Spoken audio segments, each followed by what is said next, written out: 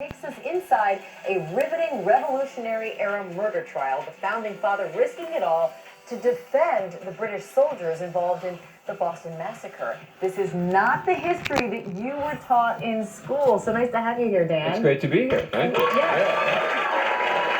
going to start with this picture because this might be familiar, something you've probably seen in your history book at school. It was originally printed by Paul Revere, but you say this is not an accurate depiction of what happened. Yeah, this is what people think of when they think of the Boston Massacre, because this was distributed everywhere at the time, and it is wildly inaccurate as to what happened. You see there this line, supposedly, of British soldiers just firing at the colonists. That's not what happened. It was a very complicated, nuanced event where there were colonists, maybe hundreds of them gathering, throwing snowballs and rocks at the soldiers. And the question is, when did they fire and why did they fire? And that ultimately became the subject of this trial, which is where we start with the book. And we've got a 217-page transcript from 1770 of the actual trial.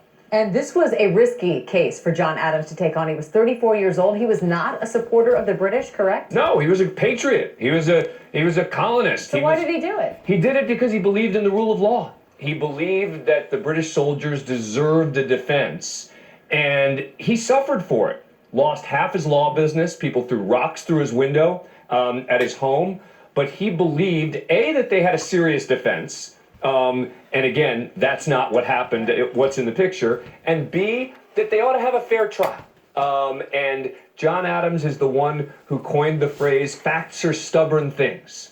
And it's there from that trial that we got that phrase, and that was Adams in defending these British soldiers in this murder case. Something else we saw were these iconic wigs that John Adams wore, these lawyers' wigs. Why did they wear them? Well, two reasons.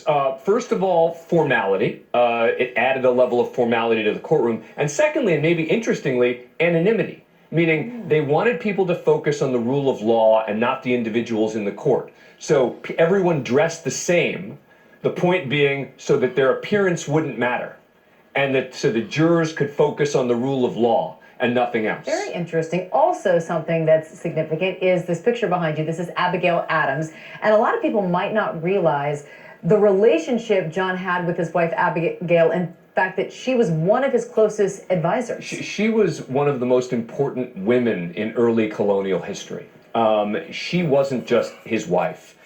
In today's day and age, she would have been a political candidate herself. She was smart, she was outspoken, and John Adams wouldn't do much without her guidance and her advice. Love that. Dan Abrams, thank you so much. John Adams, Under Fire is available today. Pick up your copy, and we'll be right back.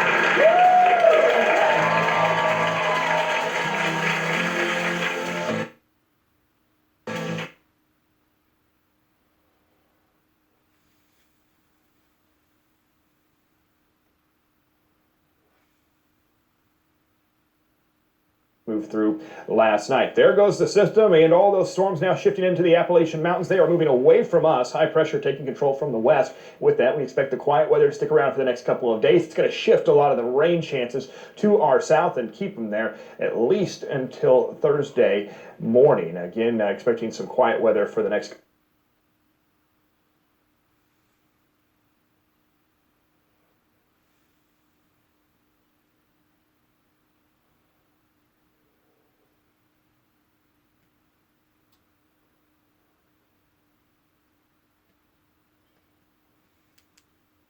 And which plan is right for you?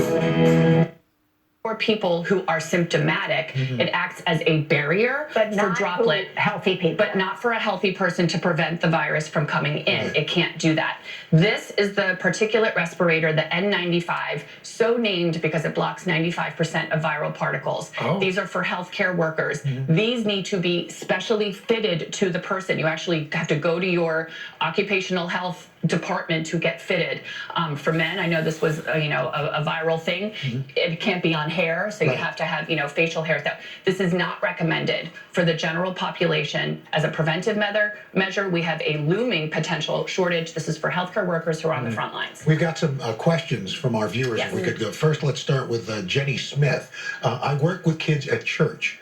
what precautions should we take with large groups of kids who always have runny noses I and know. always rubbing their face? And this is hard. I actually answered Jenny yesterday, and I said, listen, I know kids are notorious for touching their faces. That is the biggest thing you want to watch out for. I don't know if, and I'm welcome to any recommendations from folks out there who work with young children. Make it a song, do something. But for kids especially, it's going to be hand washing for sure, and really trying to get them to keep their hands away from their noses, their mouths, and their eyes. What about gloves? What about gloves? I wouldn't do gloves, Maria. You know what? You'd have to wash them frequently because we know that this bug, this germ, travels through the air in a respiratory droplet, and it can also survive on inanimate objects, which includes, for a doctor, it could be a stethoscope, it could be gloves. So if you use But like in a nursery setting, it could be toys and all that. And yeah, I mean, they must be disinfecting, 24/7. Got another Twitter question here. This one coming from Kat, I believe. Here's Kat's question.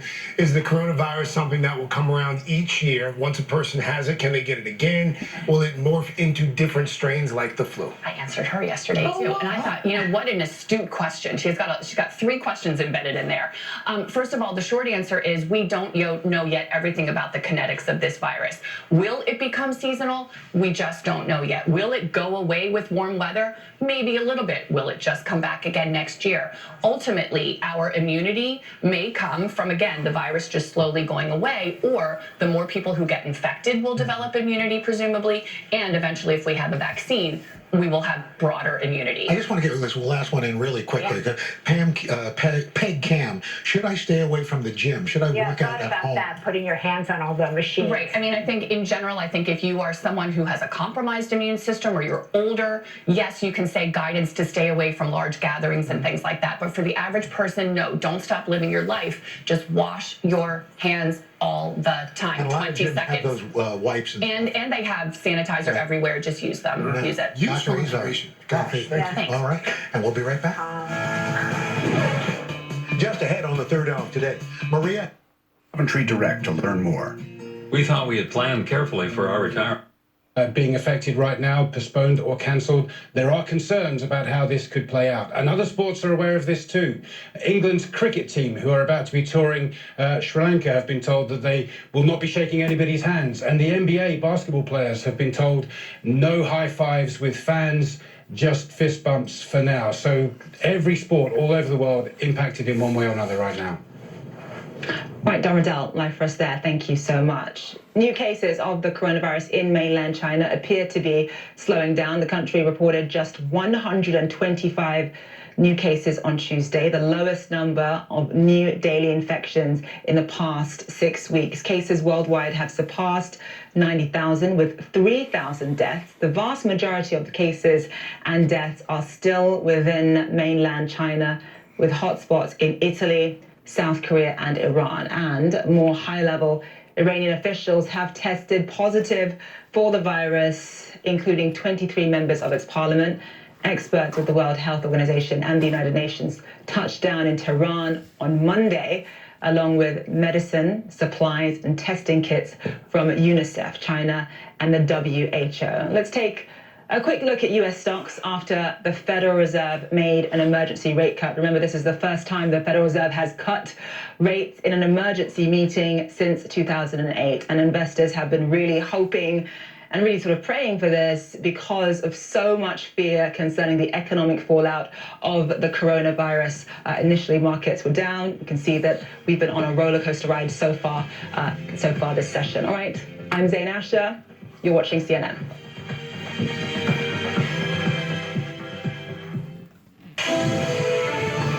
As we speak, emergency responders are going door to door in the Nashville area looking for survivors who may still be trapped in debris after a deadly tornado there. Just look at the pictures of how powerful this was. At least 9 people killed so far when the tornado ripped through the central part of the state overnight. This was while most people were sleeping. Authorities say more than 150 people were taken to hospitals. Many are still missing this morning. More than 40 buildings in Nashville destroyed or damaged. We're just trying to map it out so that we can actually put more boots on the grounds to make sure that we're taking care of people that we may not even know that's injured or hurt. Let's get straight to our Amara Walker. She's in Nashville. Amara, what is it like for you on the ground? What are you seeing and hearing? Poppy, I've been talking to the people here on the ground, and they're telling me they're utterly devastated. They're in complete shock, not just about the scenes they're seeing in their neighborhoods with the damaged homes, but also here in this business district called 5 Points in East Nashville. You can see the utter devastation. I mean, these storefronts, the windows have been blown in, the water pipes had burst. I talked to some of the business owners who were walking by in tears, telling me of the owner of the juicery here had opened about a year ago, and he's saying he doesn't know what he's going to do, but they're obviously grateful that they do have their lives. On the second floor here as well, there was a business that has been hollowed out. So just a lot of damage, power lines down, the roads have been closed off as well. There's a smell of gas in the air, and just people coming out, taking a look, surveying the destruction, and just telling me that they had never experienced this in their lives. I did talk to one woman at a local convenience store, and she told me that she didn't hear an alarm or any kind of signal that a tornado was coming, but she and her husband, while they were in bed, they heard the swirling of the winds outside, and they had a bad feeling about it. They ran downstairs to their basement, and that is when the tornado hit their home, and they said that is when the tornado lifted the home off of its foundation, and they're excited, or grateful, I should say, is the better word, that they have their lives. Back to you. Amra, grateful indeed. Thank you very much. Thinking about everyone there right now. Yeah, just those pictures alarming. Well, other story we're following this morning, of course, the coronavirus outbreak now here in New York State. Second. They claim that a tornado or hurricane in the incident towards it hitting at night intensifies the danger level tremendously, because at night people can't see, they don't have good visual towards how bad the damage actually was. It's more difficult to get to the victims of those who have been harmed or hurt. And they claim that whenever a tornado hits at night, it just intensifies the severity of it tremendously, because there's basically no escape. There's nowhere to go. How do you know which way the tornado is coming? Or whether or not it's up on top of you, or whether or not it's a mile and a half away from you? You don't. You don't. Unless you're a good storm watcher and you know how to visually look at these clouds whenever the lightning strikes. It's virtually almost impossible to know whether or not it's going to hit you or it's going to miss you, whether or not it's on top of you, how big it is, whether or not it's super, super wide, or if it's a smaller tornado. Whenever a tornado hits you at night, it just intensifies the dangers. Unbelievable. Unbelievable amount. And I'm sure, and I hope that they don't find no more who have become deceased, but I'm sure there'll probably be another one or two out of that bunch that they'll find. Sadly, they usually always do on something this big. This has been horrendous towards something devastating. Nashville, Tennessee like this. Probably one of the biggest ones that I've seen that's come up through there and just absolutely just wiped out. So sad. All based around global warming and atmospheric changes.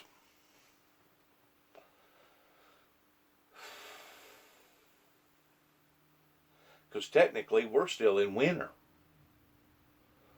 The time does not change until this next weekend. Technically we're still in the winter months.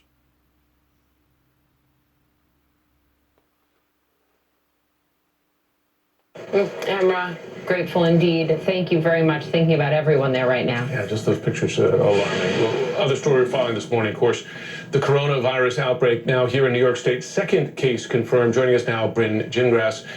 What seems to be key here, right, is how this case was transmitted. Exactly right. So what we know from the governor who just gave a news conference, it was that he's a 50-year-old man in Westchester County, New York, but he travels into Manhattan as an attorney for every day. And the concern here is that he has not gone to China. He has not gone to one of those high-risk countries. So it's very likely that this is the first confirmed, community spread type of case that we're seeing here in New York City.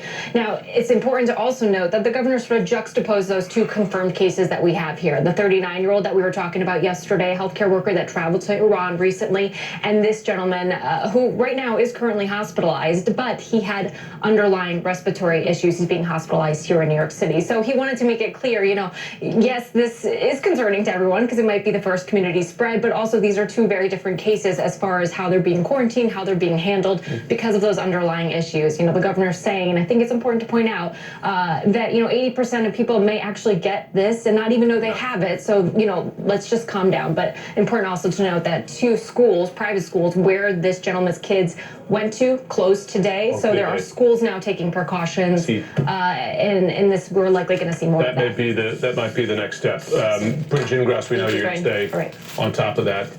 There's a lot of news this morning. More now on this breaking news. The Federal Reserve has just cut interest rates. This is an emergency step in between meetings of the Federal Reserve Board in response to economic fears for the coronavirus. I just want people to understand how big this is. This doesn't normally happen, okay? They cut rates when they plan to have meetings. This happens between meetings. That's what happened this morning. This has not happened since the depths of the financial crisis in 2008. Before that, it was right after 9/11 when the market reopened. The president's former head of the Council of Economic Advisors, Kevin Hassett, is on the phone with us. Kevin, I appreciate you calling in because this is huge for the markets. It's huge for Americans.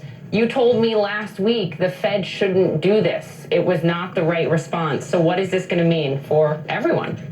Right. Well, the Fed has moved. They've lowered their target range from 1% to 1.25%. Markets were expecting it to do maybe 3 moves for the rest of the year because everybody was getting so pessimistic about the economic impact of the coronavirus. And so I think that, if it were me, I think that I would try to coordinate a fiscal policy response. But, that doesn't seem to be moving right now and maybe in broken Washington. And so the Fed decided to move. The Fed is not alone. We also saw the Australian central bank move. And so I think that what we're seeing is sort of a coordinated global monetary policy to try to keep the economy from falling into the kind of global recession that you and I talked about, Poppy, last week when we said, if this coronavirus is sustained, then the odds of a recession get very close to 100%. In other words, they're throwing out a life preserver. They're throwing out a life preserver hoping that it'll be enough to sustain the jitters to the point that if it does go under, it won't stay under. There'll be something there to hang on to that will help it to stay afloat. That's the whole primary purpose for this emergency cut like this. Wow.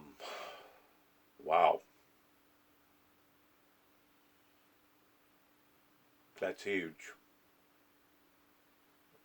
For them to do this, that means that they are concerned. And of course, shutting down the schools in New York, shutting down some of the schools up in Washington State. Yeah, there's a reason for this to be concerned. After watching all the travesty that has occurred, or not travesty, but the tragedy that has occurred in China and in other parts of the country, rightfully so. People need to be concerned. I'm not an analyst. I can't tell you whether or not that was a good move or a bad move. From what I can tell, it was probably a urgent precaution to try to ease the tensions and to soften the fall. If it was to plummet, it would help to soften it just a little bit to where if it did hit bottom, it wouldn't hit rock bottom. I don't know if that makes any sense to anybody or not. That's just the way that I've interpreted what has occurred here. But it is a big move. Let me ask you this, Kevin, because somewhat unusually here, the Fed's been cutting into a strong economy for years now, right? Even as the economy has come up and bounced back for a number of years. So now you're down to 1.25 interest rates. Is the concern here that they cut so much before that it dampens the impact of cuts now, but also doesn't give you much leeway? I mean, if you're down to 1%, not many more cuts before you get to zero or negative interest rates if there is a real global economic slowdown. Right, you're right, and I think that's one reason why, some kind of stimulus package right now would be probably a better move. But I think that the Fed has decided to get out ahead of the curve this and cut rates. They surprised, as Poppy said, a between meeting move is something that generally only happens at a crisis. And I think that if you look at Chinese GDP, which is probably down about 10% in the first quarter, and the global slowing that's likely to affect places like, even Italy and Korea now, that I think it probably is sensible for central banks to get ahead of the curve a little bit. But again, I think that fiscal policy would be a better move right now, but it doesn't seem like Washington's ready for that. Not to mention what a supply shock could mean for inflationary pressure and how this is all gonna play out as you've laid out as well. Kevin, we appreciate you calling in. We'll see what this does to the market. Big picture here. Appreciate it. Thanks, guys. Bye-bye. He said it was sensible. Yeah. Of course, today's a big voting day. It's Super Tuesday. Just moments ago, Bernie Sanders. We'll leave it at that. Pray for the victims of the tornadoes. Pray for the victims of the coronavirus. Pray for the victims of those who have already health issues that they're having to address on a day-to-day level all over the planet. Good luck to all of us, and shalom.